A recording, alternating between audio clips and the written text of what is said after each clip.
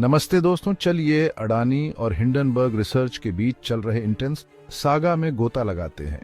ये एक ऐसी कहानी है जो फाइनेंशियल दुनिया में तहलका मचा रही है और इसके बारे में जानने का समय आ गया है। पहले तो हिंडनबर्ग रिसर्च कौन है? हिंडनबर्ग रिसर्च अमेरिका की एक शॉर्ट सेलर रिसर्च कंपनी है। इस कंपनी का नाम हिंडनबर्ग कैसे पड़ा, इसकी कहानी भी दिलचस्प है। हिंडनबर्ग की वेबसाइट पर नजर डालें तो पता लगता है कि यह कंपनी शेयर बाजार में हो रहे गोलमाल और गड़बड़ियों पर निगरानी रखती है। कंपनी का दावा है कि वह व्हिसल ब्लोअर की तरह काम करती है, वित्तीय गड़बड़ियों और अनियमितताओं को सामने लाती है। कंपनी का मकसद शेयर बाजार में वित्तीय हादसे से लोगों को बचाना है।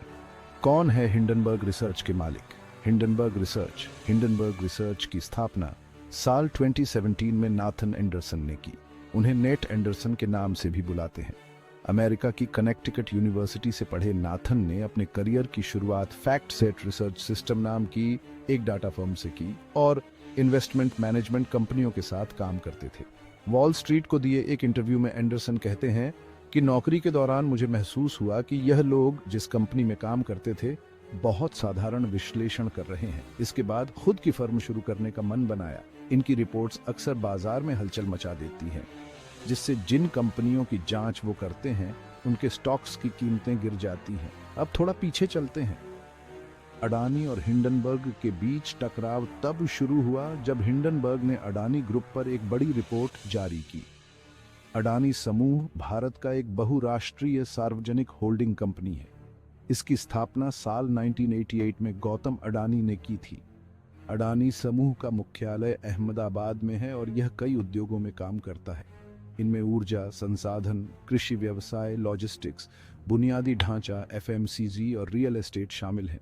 अडानी समूह की सहायक कंपनियों के जरिए यह हवाई अड्डों का संचालन, खाद्य तेल, सड़क, रेल और जल अवसंरचना, डेटा सेंटर और सौर विनिर्माण जैसे क्षेत्रों में भी काम करती है। अडानी समूह की कुछ प्रमुख कंपनियों में अडानी पोर्ट्स, पावर और ग्रीन एनर्जी शामिल है। साल 2023 में अडानी समूह का सालाना राजस्व 1.37 लाख करोड़ रुपए था। हाइलाइट्स 1, हिंडनबर्ग ने पिछले साल जनवरी में अडानी ग्रुप पर कई गंभीर आरोप लगाए। 2, इससे अडानी ग्रुप की लिस्टेड कंपनियों की मार्केट वैल्यू 150 अरब डॉलर घट गई। 3, अब हिंडनबर्ग रिसर्च ने सेबी चीफ पर हितों के टकराव का आरोप लगाया है। कब शुरू हुआ हिंडनबर्ग अडानी विवाद? हिंडनबर्ग रिसर्च ने पिछले साल जनवरी में एक रिपोर्ट जारी की। इसमें अडानी ग्रुप के खिलाफ गलत तरीके से शेयरों के दाम बढ़ाने जैसे कई गंभीर आरोप लगाए गए थे। इस रिपोर्ट के बाद अडानी ग्रुप के शेयरों में 150 अरब डॉलर की बिकवाली हुई। कंपनी ने कई बार दोहराया कि उसने कुछ भी गलत नहीं किया, फिर भी 18 महीनों में उसके स्टॉक पूरी तरह से रिकवर नहीं कर पाए। ये इसलिए बड़ी बात थी क्योंकि अडानी भारत की इकोनॉमी का एक बड़ा प्लेयर है। तो अडानी ने क्या रिस्पॉन्स दिया? उन्होंने जोर शोर से सभी आरोपों को नकार दिया और इस रिपोर्ट को बेबुनियाद और दुर्भावनापूर्ण बताया। अडानी ग्रुप ने कहा कि हिंडनबर्ग के दावों का मकसद उनकी रेपुटेशन और मार्केट वैल्यू को नुकसान पहुंचाना है।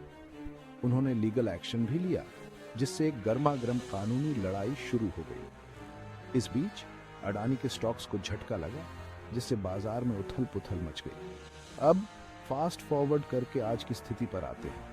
ये लड़ाई अभी भी जारी है। दोनों पक्ष अपनी बात पर अड़े हुए हैं। हिंडनबर्ग अपनी जांच पर कायम है और अडानी कानूनी और पब्लिक तौर पर लड़ाई लड़ रहा है। लेकिन रुकिए, कहानी अभी और है। हाल ही में हिंडनबर्ग ने अपना ध्यान SEBI यानी भारत के सिक्योरिटीज एंड एक्सचेंज बोर्ड और उसकी चेयरपर्सन की ओर मोड़ दिया है। SEBI भारत में सिक्योरिटीज मार्केट को देखने वाली रेगुलेटरी अथॉरिटी है और मार्केट इंटेग्रिटी को बनाए रखने में इसका रोल बहुत महत्वपूर्ण है। हिंडनबर्ग ने आरोप लगाया है कि SEBI चेयरपर्सन और उनके पति के इंटरेस्ट्स आपस में टकरा सकते हैं, जिससे अडानी ग्रुप की जांच पर असर पड़ सकता है। इन आरोपों ने SEBI को स्पॉटलाइट में डाल दिया है, जिससे उसकी निष्पक्षता और इफेक्टिवनेस पर सवाल उठ रहे हैं।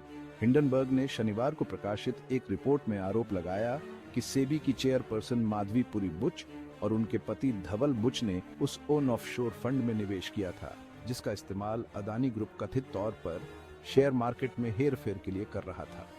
व्हिसल ब्लोअर दस्तावेजों का हवाला देते हुए हिंडनबर्ग ने आरोप लगाया कि बुच दंपति ने 2015 में एक में निवेश किया और 2018 में बाहर निकल गए। हिंडनबर्ग दरअसल बुश दंपति के निवेश और अदानी ग्रुप के ऑनशोर फंड के कथित तौर पर सुस्त जांच से जोड़ने की कोशिश कर रहा है। अमेरिकी शॉर्ट सेलर ने अपनी रिपोर्ट में कहा, हमें बिल्कुल हैरानी नहीं कि सेबी उन सुरागों के आधार पर जांच को आगे नहीं बढ़ाना चाहती थी जो उसे अपने अध्यक्ष तक ले जा सकते थे। चेयरपर्सन ने इन आरोपों को नकार दिया है, लेकिन जांच बहुत तेज है। तो इसका हमारे लिए क्या मतलब है?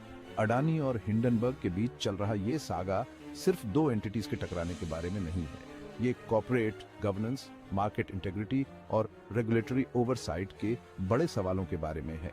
ये एक ऐसी कहानी है जो इन्वेस्टर्स, इकोनॉमी और हमारे फाइनेंशियल इंस्टीट्यूशंस पर भरोसे को प्रभावित करती है। इस पर नजर रखें क्योंकि कहानी अभी और खुलने वाली है। ये एक ऐसी लड़ाई है जो जल्दी खत्म होने वाली नहीं है और इसमें बहुत कुछ दांव पर लगा है। मैं आपको सभी लेटेस्ट डेवलपमेंट से अपडेट रखूंगा। ट्यून इन करते रहने के लिए शुक्रिया। जस्ट टोरेडो के साथ बने रहे और ज्यादा से ज्यादा इस वीडियो को शेयर करें। अपडेट्स के लिए लाइक, कमेंट और सब्सक्राइब करना ना भूलें। इन्फॉर्म्ड रहें, क्यूरियस